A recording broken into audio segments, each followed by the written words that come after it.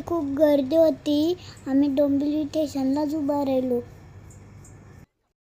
तुम्ही बघू शकता माझ्या मामीला मी बाबू होणार आहे. आणि याला इथं उशीर झालेला होता. इथे कार्यक्रम चालू झालेला होता.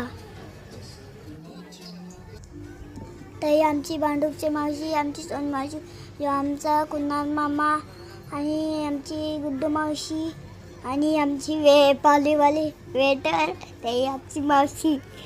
आणि बघा माझी मम्मी ओटी भरते. आणि मी दादा होणार म्हणून मी फोटो काढायला गेलो. कसा आहे दादा?